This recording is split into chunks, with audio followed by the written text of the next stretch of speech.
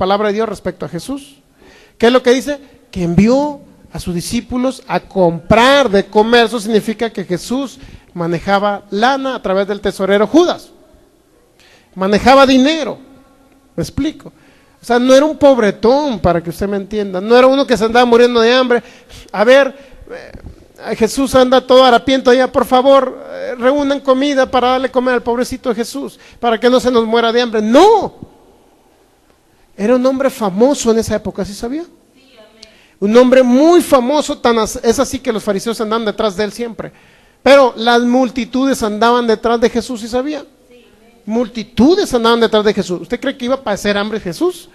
Si multitudes andaban queriéndolo servir. La hermana de Lázaro, María, lo ungió con aceite, del mejor. De lo mejor le dio Jesús. A Jesús le querían servir a Jesús. ¿Sí sabía?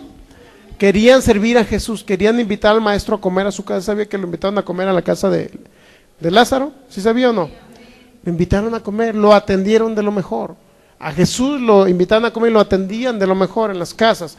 Era un hombre famoso en aquella época. ¿Por qué? Porque las señales del Dios Altísimo lo seguían, porque era el Dios mismo encarnado. A través de la unción del Espíritu Santo, a pesar de que vino como ser humano, se veían unos milagros extraordinarios. Por eso la gente le seguía. ¿Y usted cree que la gente que le sigue, usted cree que Jesús iba a pasar necesidad si estaba siempre acompañado de personas? Aún así dice que sus discípulos los iba a enviar a la ciudad a comprar de comer para 5,000 personas, más sus esposas, más sus hijos. ¿Está captando? Es decir, manejaban buen dinero en el tesoro que manejaba Judas, en la caja, no sé cómo se le llama en aquella época. Es decir, Jesús no era un pobretón, para que usted me entienda, no era una persona pobre. Sin embargo, lamentablemente, toda la vida se nos dijo que era Jesús pobre, ¿sí o no? Con unos guarachitos todos, unos hilachos, el pobre Jesús todo remendado, y a lo mejor ni se bañaba, todo sucio. O sea, es el Jesús que nos mostraron. Pero Jesucristo no era así. Él es el Rey de Reyes. Un Rey de Reyes no podía vivir así, para que me entienda. Sin embargo, sí se hizo pobre en un lugar llamado la cruz del Calvario. Ahí le cayó la maldición de la pobreza. Cuando dice la Biblia que Él se hizo pobre ¿cuándo? Estando en esa cruz ya crucificado, no cuando Él anduvo sobre la tierra. La Biblia no lo registra, no sé por qué, lo habrán dicho, no entiendo por qué. Pero a mí jamás me lo explicaron. De chico siempre estuve en una religión, nunca me lo explicaron. Aún cuando ya recibí a Cristo como Señor y Salvador, tampoco me lo explicaron. Hasta cuando conocí palabra de fe, entendí, porque a través de lo que dice la palabra, no a través de lo que me dice la gente, no a través de lo que me dijo cierto pastor, ministro, líder, no, a través de lo que la Biblia registra de Jesús. Que si la hubiéramos escudriñado antes, créanlo que no nos hubieran engañado, ¿verdad? Sin embargo, vivimos con engaños del diablo a través de usando personas con una ignorancia en las Escrituras, con una ignorancia espiritual. Sin embargo, fíjese bien lo que dice. ¿Quiénes eran amigos de Jesús? Aparte de que Él convivía con las multitudes. Sí sabía que Jesús convivió con las multitudes, ¿verdad? ¿Sí o no sabía eso? Bueno, a pesar de que Jesús convivió con multitudes, convivió con ricos, convivió con pobres, yo quiero decirle quiénes eran los amigos de Jesús. Marcos capítulo 5, versículo 21.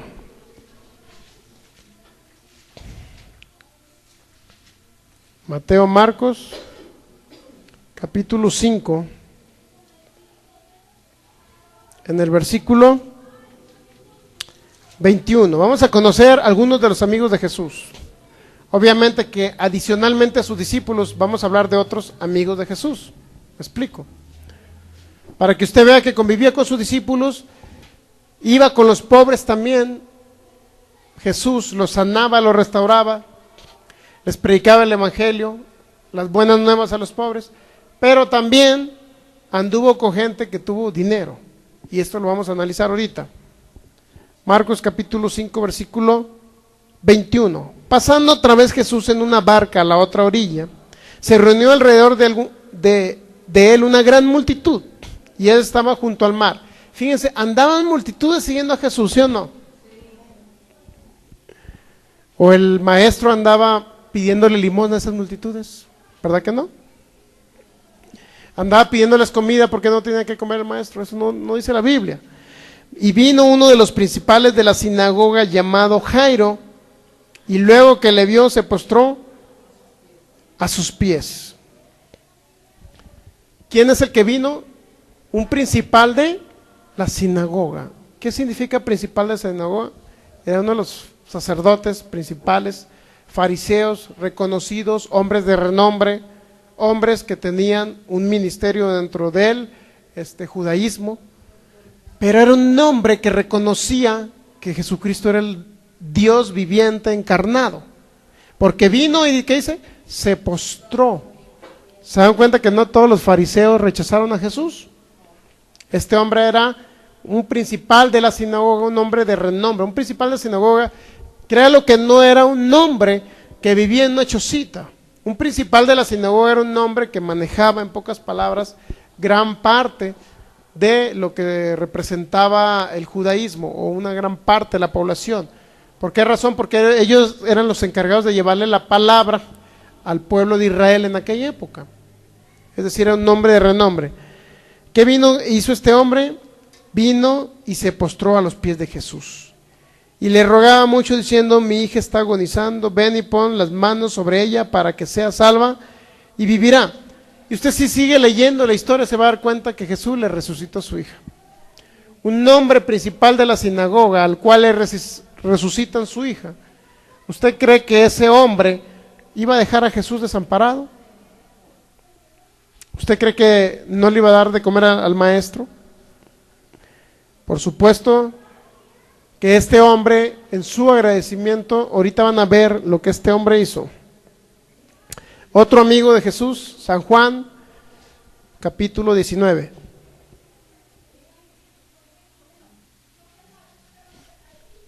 San Juan 19, ¿ya lo tiene? Fíjese bien. San Juan capítulo 19. Versículo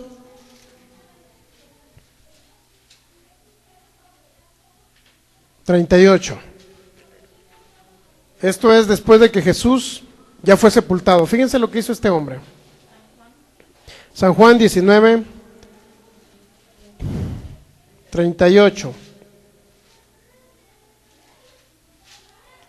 Después de todo esto, José de Arimatea, que era discípulo de Jesús, pero secretamente por medio de los judíos, rogó a Pilato que le permitiese llevarse el cuerpo de Jesús. Y Pilato lo concedió, entonces vino y se llevó el cuerpo de Jesús. ¿Qué es lo que hizo este hombre? No, le entregaron el cuerpo. ¿Usted cree que Pilato, si hubiera llegado, a ver, Jesús ya está en la tumba, ¿no? Jesús ya está en la tumba, vamos a regresar a aquella época. Para que Pilato soltase el cuerpo de Jesús, si va X judío, que nadie lo conoce ni en su casa, a ver, Pilato, dame el cuerpo de Jesús. La pregunta sería, ¿Pilato le daría el cuerpo de Jesús? ¿Se lo entregaría a cualquier persona X? Si le entregaba el cuerpo de Jesús a alguien, tenía que ser alguien de renombre, alguien reconocido en esa época. Es como decir, a ver, el presidente municipal Aristóteles va a venir por el cuerpo de fulana persona, ¿verdad? Y la persona que tiene el cuerpo se lo van a entregar porque es un hombre conocido o reconocido en la región. No va a ser cualquier persona. ¿Le gustaría conocer quién era realmente José de Arimatea? Muy bien. Vamos a Mateo capítulo 27 para que conozca a quién le entregó el cuerpo Pilato. Dice, en primer lugar dice San Juan 19:38 que era discípulo de Jesús, ¿sí o no? ¿Verdad que era discípulo de Jesús, José de Arimatea? Muy bien, pues vamos a Mateo 27 a ver quién era ese discípulo de Jesús. ¿Sería un pobre mendigo que andaba ahí pidiendo por las calles dinero? ¿Quién sería este José de Arimatea? Mateo 27, versículo, y es el mismo caso, en el versículo 57. La misma historia, pero narrada ahora por Mateo. Cuando llegó la noche, vino un hombre rico de Arimatea, llamado, ¿cómo era? José. ¿Cómo era este hombre? Era rico. Vivía en Arimatea, era por eso le dicen José de Arimatea. ¿Por qué? Porque era un hombre rico. Fíjese bien otra vez. Cuando llegó la noche vino un hombre rico de Arimatea llamado José, que también había sido discípulo de Jesús. La pregunta, si dentro de los discípulos de Jesús había un hombre rico, ¿ustedes creen que Jesús pasaba necesidad? Por Dios. Yo no entiendo los que creen que Jesús fue pobre. Yo no entiendo si sus discípulos o uno de sus discípulos, para que me entienda, era rico. ¿Pasaría hambres Jesús en su ministerio? ¿Pasaría pobreza cuando uno de sus discípulos era rico? ¿No tendrían que trasladarse de un lado a otro? ¿Carecería de barcas? ¿Andaba rentando barcas o a ver quién le prestaba una barca toda rota para que se trasladase al mar? ¿Sería así Jesús? Si uno de sus discípulos era rico, fíjense, eso es lo que la Biblia registra. Si uno de sus discípulos era rico, significa que Jesús no pasó necesidad cuando él estuvo en sus 33 años aproximadamente sobre la tierra, porque uno de sus discípulos era rico. ¿Ustedes creen que, a ver, Jesús, yo soy rico, voy a ser tu discípulo, pero pues a ver cómo le haces para comer? ¿Sería así José de Arimatea? Al contrario, un discípulo agradecido. Tan es así que fue y recogió el cuerpo de Jesús. Y para que Pilato entregara el cuerpo de Jesús tenía que ser una persona reconocida, de nombre en esa ciudad o en ese país, para que me entiendan. Una persona influyente exactamente. No a cualquiera. Pilato da cuenta que ahorita vamos a ir con el presidente de la República que nos entregue el cuerpo de fulana persona. ¿Y por qué no los va a dar? ¿Quién eres tú? Se lo tenía que dar a una persona de renombre, de reconocimiento. En aquella época, una persona con influencia, a lo mejor política, económica, social. ¿Se dan cuenta quiénes eran los discípulos de Jesús? Amigos de Jesús, discípulos y amigos de Jesús. Es decir, Jesús convivió con pobres, no podemos negarlo. Pero Él no vino necesariamente a los pobres. Él vino a salvar al mundo, al que estaba perdido sin Cristo, no al que estaba pobre económico. Vino a todo el mundo, a ricos y pobres. Jesús no vino solamente a los puros pobres o a los puros ricos, no, Él vino a todo el mundo que estaba muerto espiritual, con naturaleza de pecado, muertos en sus delitos y pecados, dice la palabra de Dios. O sea, Jesús no vino necesariamente a los puros pobres, para que me entienda. ¿Por qué? Porque los ricos también tienen necesidad de Jesucristo, tienen necesidad de su palabra, porque un rico que se muere sin Cristo se va al infierno, para que me entienda. Pero un rico que cree en Jesús se va al cielo. ¿Está captando quién era este hombre? José de Arimatea. Ahora, fíjese bien. Llamado José de Arimatea. Este fue a Pilato, dice Mateo 27, 58. Y pidió el cuerpo de Jesús. Entonces Pilato mandó que se le diese el cuerpo. Tenía que ser una persona influyente para que le den el cuerpo de Jesús. No a cualquier persona se lo hubieran dado, para que me entienda. No fue ni Pedro ni Juan, ¿se dan cuenta? ¿Verdad que no fueron ellos? Ni Jacobo. No fueron ni uno de ellos. Ni uno de ellos fue. Entonces, fíjese bien, había discípulos de Jesús que eran de renombre. No todos los discípulos de Jesús eran pobres.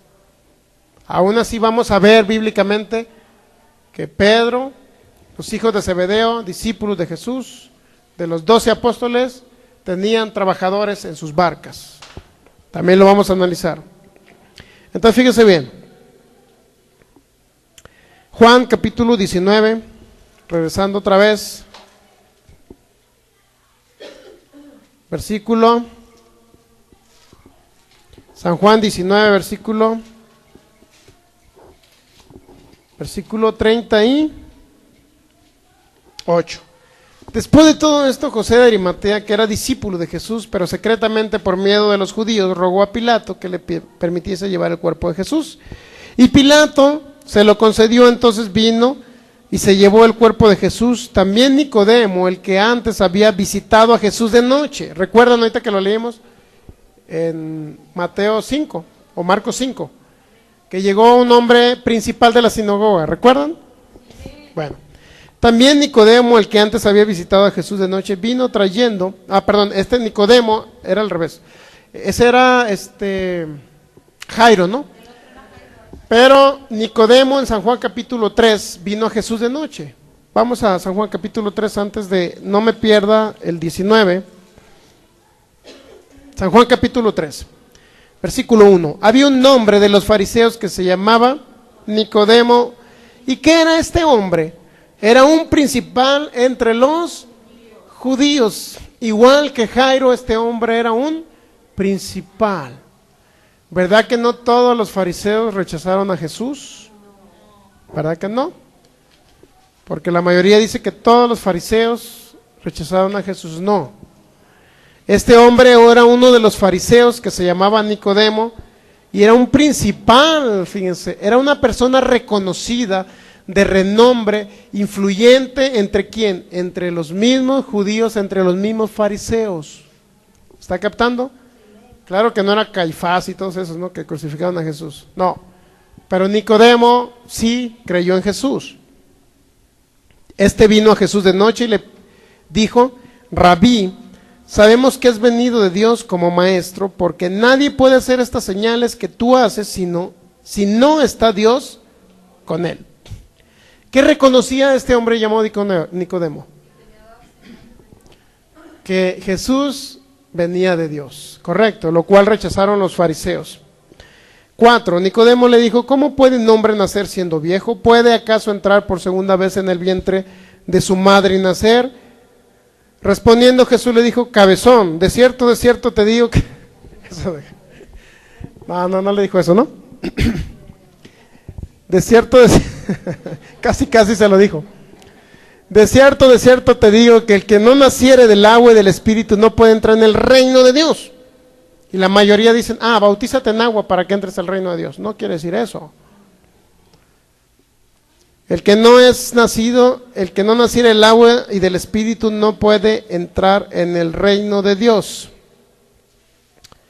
Respondiendo Jesús: de cierto te digo que el que no naciere del agua y del espíritu no puede entrar en el reino de Dios. Dice que tiene que nacer del espíritu y del agua, ¿verdad? Y luego dice: lo que es nacido de la carne, carne es, y lo que es nacido del espíritu es un espíritu. Es decir, nacer del espíritu significa que el Espíritu Santo a usted le va a poner un nuevo espíritu en su corazón, pues, ahí. Su espíritu lo va a hacer renacer el Espíritu Santo. Y nacer del agua significa que Jesucristo fue sumergido a las profundidades del mar, es decir, fue a los infiernos, a los abismos, y resucitó al tercer día, donde estuvo 3 días siendo martirizado, para que me entienda, porque Jesús fue a sufrir al infierno. Estuvo 3 días y 3 noches y resucitó al tercer día, es decir, en los abismos estuvo Jesús y de allá fue resucitado.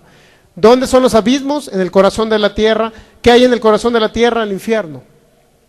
Jesús estuvo en el infierno 3 días y 3 noches y dice que fue resucitado al tercer día, es decir, nacer del agua significa que Jesús fue sumergido a las profundidades del mar y de ahí resucitó y juntamente usted resucitó con él. Eso dice Gálatas capítulo 2.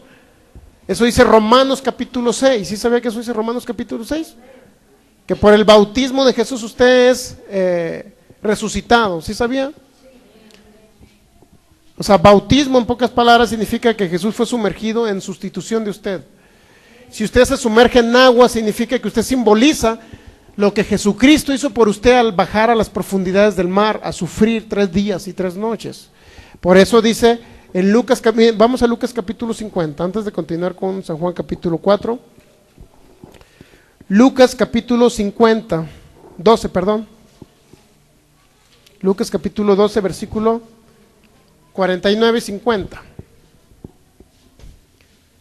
Fuego vine a echar en la tierra, esto dijo Jesús. ¿Y qué quiero si ya se ha encendido? Lucas 12, 50. Que a usted le conste lo que vamos a hablar, ¿no? Lucas 12, 50, ¿ya lo tiene? De un bautismo tengo que ser bautizado, dijo Jesús. ¿Qué significa bautismo? Ser sumergido, ¿verdad? Sumergirse, eso significa. De un bautismo tengo que ser bautizado, y cómo me angustio hasta que se cumpla. Para la época de Lucas 12, en el versículo 50, Jesús ya había sido bautizado por Juan el Bautista, ¿sí sabía? Entonces, ¿de qué otro bautismo iba a ser Jesús nuevamente bautizado o sumergido? ¿En qué? Es donde ya viene que él fue a las profundidades del mar. Dice Jonás capítulo 2 que él estuvo en el Seol.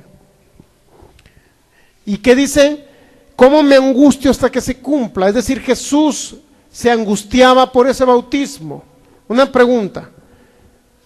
Si cuando usted se bautizó en agua, ¿sufrió? Excepto que el agua ya está muy helada, ¿no? Semana Santa del año pasado, que ya está muy helada. Estaba fría. Bueno, sufrió. La pregunta es, ¿a Jesús le dolía que lo sumergieran en el agua? ¿Le dolía a Jesús realmente ese bautismo? No. ¿Cuál era la angustia de Jesús? Que iba a bajar al infierno.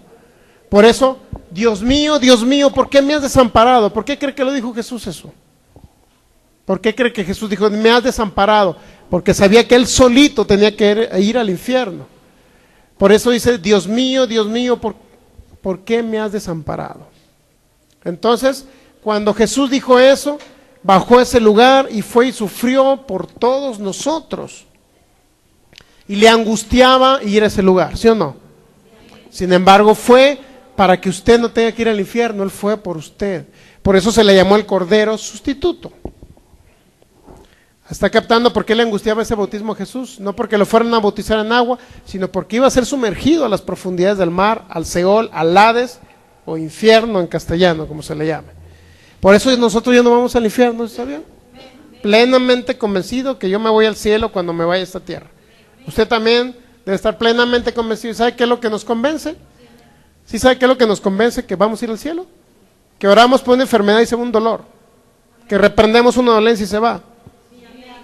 Eso nos convence que el poder del Espíritu Santo está aquí. Por lo tanto, si Él está aquí sanando gente, ¿usted cree que no se lo va a llevar usted al cielo? Por supuesto. ¿Con qué comprobamos que Dios está con nosotros? Con su poder manifestado. Es simple y sencillo entender que vamos al cielo. Después de ver tantas señales y milagros, de repente, ay, tengo miedo si me voy a ir al infierno o al cielo. Pues no. Hay personas que están haciendo buenas obras para irse al cielo, ¿y sabía? Hay gente que dice, bueno, tengo que ayudar a los pobres para irme al cielo. No, ayudamos a los pobres porque ya estamos en el cielo, porque ya somos del cielo, porque ya vamos al cielo cuando nos vayamos a esta tierra. ¿Ok? No vamos a ayudar a los pobres para irnos al cielo. Entonces, ¿de qué sirvió el sacrificio de Jesús si yo voy a tener que hacer obras para salvarme e irme al cielo? Entonces, de nada sirve el sacrificio de Él. Si yo me voy a dar unos palazos en la espalda para irme al cielo. O me voy a ir de rodillas de un lado a otro, ¿para qué? ¿Para qué sufro mi cuerpo si Jesús ya sufrió por mí? Entonces, ¿no sirvió el sacrificio de Jesús? Tanto que lo martirizaron físicamente, lo clavaron, derramó su sangre hasta la última gota. ¿Para qué? ¿Para que yo me vaya de rodillas de un lado a otro para salvarme? ¿Usted también? No. No es así. Nadie se va a salvar por irse de rodillas. Si usted se quiere ir de rodillas, pues váyase. Pero con eso no se va a salvar. ¿Me explico? Y lo decimos con todo el respeto, con todos los que creen eso, pero no, engañados habíamos estado. Pues sí, créalo que yo nunca anduve de rodillas. Sí me puse de rodillas para adorar a Dios, sí, adorar a Jesús, y todas las noches adoraba a Jesús a pesar de que no le conocía como le conozco hoy. pero aún así respetamos esas creencias, no las compartimos, las respetamos, y si hay oportunidad de sacarlos del error, los sacamos del error, ¿verdad? Así. Y si no quieren, pues igual lo respetamos y que sigan adelante, ¿verdad? Pero nosotros vamos a seguir adelante a través del poder del Espíritu Santo, que se va a manifestar, y a través de ese poder que vemos milagros, señales, maravillas, creemos que vamos firmemente, que nos vamos al cielo. Muy bien, entonces, ya regresando a San Juan capítulo 3, nos quedamos en San Juan capítulo 3. ¿Quién era este hombre? Un principal de la sinagoga, era llamado Nicodemo. San Juan capítulo 3, versículo 1. Había un hombre de los fariseos que se llamaba Nicodemo, un principal de los judíos. Ya nos vamos al 5. Respondió Jesús y de cierto te digo, que el que no naciera del agua y del espíritu no puede entrar en el reino de Dios. Lo que es nacido de la carne es, y lo que es nacido del espíritu es, espíritu es. No te maravilles que te dije, os es necesario nacer de nuevo. El viento sopla de donde quiere y oye su sonido, mas ni sabes de dónde viene ni a dónde va. Así es todo aquel que es nacido del Espíritu. Es decir, nuestro espíritu nace de nuevo cuando recibimos a Jesús. Y a través de eso vamos al cielo. No ocupamos más que creer en Jesucristo y su obra redentora. Si Él murió por mí, yo creo y yo me voy al cielo porque he nacido de nuevo y veo sus milagros, sus señales aquí en esta tierra, y esa es la garantía, su poder es la garantía de que tengo el cielo garantizado. Vaya, asegurado, ya lo tenemos el cielo.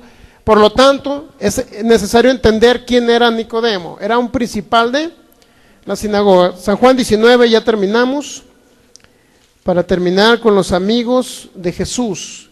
Y usted vea que los amigos de Jesús, como es uno de José de Arimatea, era rico y era discípulo de Jesús. ¿Habrá pasado hambres Jesús en la tierra teniendo un discípulo rico? Lo podía... Jairo era el principal de la sinagoga, ¿no? Y Nicodemo era el principal de los judíos. Principal de los judíos, dice, ok. O sea, eran gente de renombre. Principal de la sinagoga Jairo, principal de los judíos, es decir, un hombre reconocido también, Nicodemo. San Juan, ¿en qué nos quedamos? 19, versículo 38. No. San Juan 19 no era el 30. Ok, sí.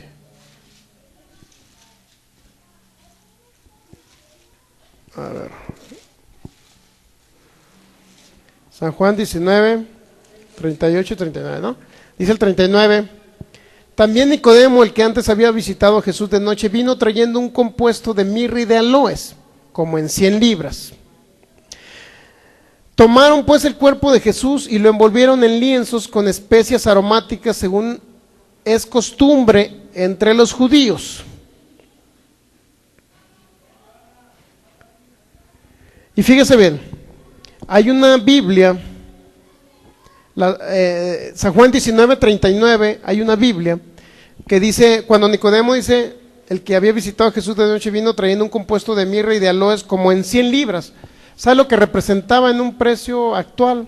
100 libras. Hay una Biblia que se llama La Dios habla hoy. La traducción Dios habla hoy, ahí por favor verifíquelo. San Juan 19, 39. Dice, también Nicodemo, el que una noche fue a hablar con Jesús, llegó con unos 30 kilos de un perfume mezcla de mirra y aloe. ¿Cuánto era lo que llevó de perfume este hombre? ¿En qué Biblia es? En la Nueva Versión Internacional dice, ¿cuánto? 34. La Dios habla hoy, dice que eran 30 kilos de perfume, bueno, aproximado, ¿no? Entre 30 y 34, era más o menos el compuesto de aloe, de mirra y aloe. Imagínense este hombre llevando 30 kilos de perfume para ungir al rey antes de que partiese, o antes de que resucitase más bien, ¿no? Porque su cuerpo resucitó. Cuando él resucitó del infierno, también su cuerpo se vivificó, ¿sí sabía? Sí, amén. Su cuerpo se vivificó. Entonces eran hombres principales hombres ricos, principales de la sinagoga, principales entre los judíos, eran personas que anduvieron con Jesús. Y a Nicodemo fue el que le dijo: el que no naciera el agua y el espíritu no puede entrar en el reino de Dios. Es decir, Nicodemo, en pocas palabras, fue salvo y era un fariseo. José de Arimatea era un hombre rico del pueblo judío, fariseo, pero creyó en Jesús, discípulo de Jesús, y fue salvo. Jairo, principal de la sinagoga, hombre, también si era principal de la sinagoga era porque era también fariseo. Así como Nicodemo era principal de los fariseos, de los judíos, también este hombre era principal de la sinagoga, de los fariseos, creyó en Jesús. Jesús le predicó el nuevo nacimiento espiritual, ¿lo está captando? Jesús le dijo: si tú naces del agua y del espíritu, es decir, si tú aceptas que yo voy a ir al infierno a sufrir por ti, a las profundidades del mar, a los abismos, si tú aceptas que puedes nacer a través del espíritu creyendo en mí, entonces lo vas a hacer. Estos hombres fueron salvos y eran hombres ricos, principales. ¿Usted cree que no fue salvo el discípulo de Jesús, José de Arimatea? Si fue hasta por el cuerpo de Jesús. Y era un hombre rico y fue salvo. Entonces, ¿por qué dicen regularmente algunos estudiosos de la Biblia que los ricos no van a entrar al reino de Dios? ¿Por qué dicen? Porque no han aclarado Marcos capítulo 10, el texto bíblico que vamos a aclarar el próximo domingo. ¿Correcto? Para que usted entienda que cuando Jesús dijo que es más difícil entrar un camello por el ojo de una aguja que un rico entra en el reino de Dios, no se refería a que los ricos no iban a entrar al reino de Dios. Se refería a las personas que confían en las riquezas, sean pobres o sean ricos, porque hay ricos que confían en las riquezas, pero yo conozco pobres que confían en las riquezas. Conozco pobres que confían en su trabajo. Conozco pobres que confían en lo que tienen o en lo poco que tienen y no confían en el Dios viviente. Cuando Jesús dijo: es más difícil que un camello entre por el ojo, es más fácil, que entre un camello por el ojo de una aguja, no se refiere a una aguja de coser, ¿no? Ya una aguja representaba en un corral donde exclusivamente abrían una puerta por el medio para que entrara la persona que les daba pasto, etcétera, y por ahí era muy difícil que entrara. Bueno, otros dicen que esa aguja era un hoyo pequeño como una ventana en las casas de aquella época, de tal manera que era difícil que entrara un camello, para que me entienda ese lugar. Pero dijo Jesús que era más fácil que entrara un camello a ese lugar a que un rico entrara al reino de Dios. Y ya después, cuando sus discípulos se asustan, Jesús les dice: espérenme. ¿Por qué los discípulos se asombran y se asustan cuando Jesús les dice? ¿Por qué cree? Porque los discípulos tenían bienes también, si no, no tenían por qué asustarse. Le dicen: Señor, entonces ¿quién podrá ser salvo? Como dicen: entonces yo no voy a ser salvo, porque yo tengo bienes. No, les dice Jesús. Cuando yo me refería a eso, dice Jesús, me refiero a aquellos que confían en las riquezas, ya sean pobres o sean ricos. Eso no lo dijo Jesús, pero lo digo yo. Dice: ¿puede confiar uno en las riquezas pobres? Sí. Sí puede un pobre confiar en la riqueza, ¿sí o no? ¿En su fuente de ingreso puede confiar un pobre? Sí. Decir: yo confío en mi trabajo porque mi trabajo nunca me va a fallar. Eso dice la gente.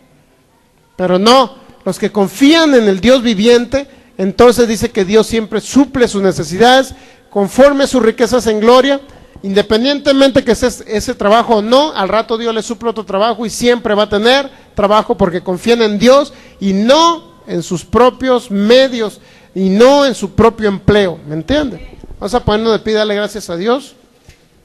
Te damos gracias, Señor, por tu palabra.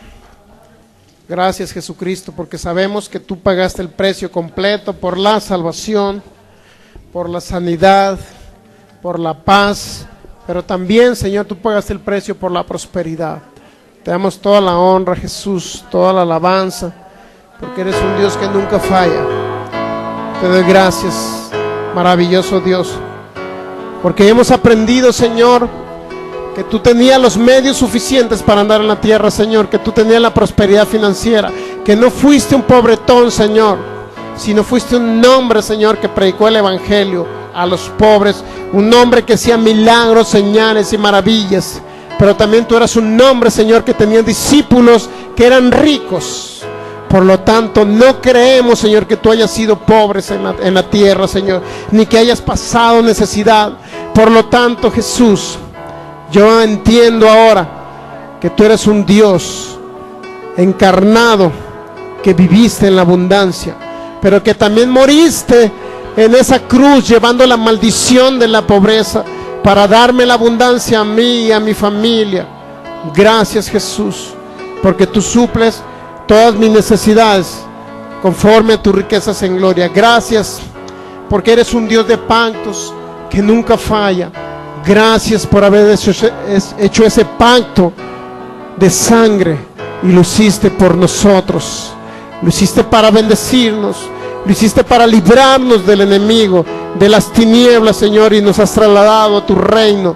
Y ese reino es un reino de poder, es un reino de tu manifestación gloriosa, Señor. Es un reino donde no hay escasez. Yo no creo que en el cielo haya escasez, Señor, pero creo que también, como tú dijiste en el Padre Nuestro, en esa oración especial, hágase tu voluntad en el cielo como en la tierra. Y yo creo que tu voluntad en el cielo, Señor, es que allá no hay pobreza, allá no hay ruina, allá no hay enfermedad. Y yo creo que esa voluntad se hace también en la tierra por el poder de tu palabra, Jesús. Te doy gracias. Gracias, Señor, porque en la época de Elías tú también supliste, Señor, a aquella mujer que no tenía alimento en una época de escasez, en una época de hambre, Señor. Tú supliste. Elías también, Señor, aún enviándole cuervos, Señor, dándoles alimento por la mañana, por la tarde.